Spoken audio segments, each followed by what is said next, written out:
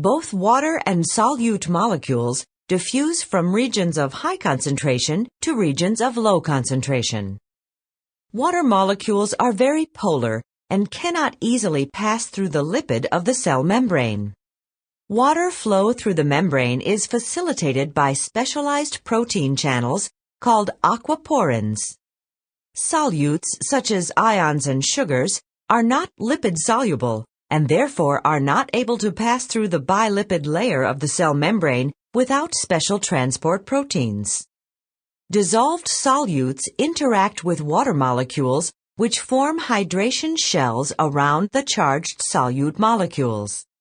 When a membrane separates two solutions with different concentrations of solutes, different concentrations of free water molecules exist on the two sides of the membrane.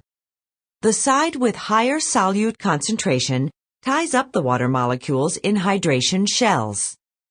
Free water molecules then move down their concentration gradient toward the higher solute concentration. This net water movement across a membrane toward a higher solute concentration by diffusion is called osmosis. If two solutions have unequal solute concentrations, the solution with the higher solute concentration is hypertonic, and the solution with the lower solute concentration is hypotonic.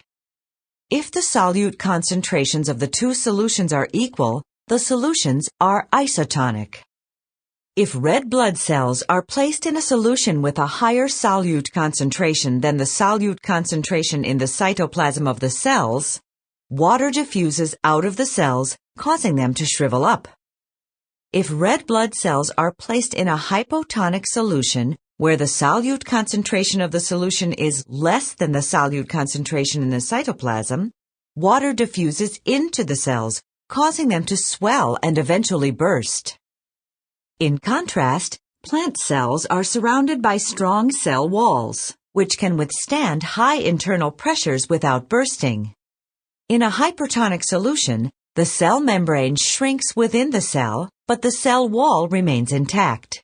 This is called plasmolysis.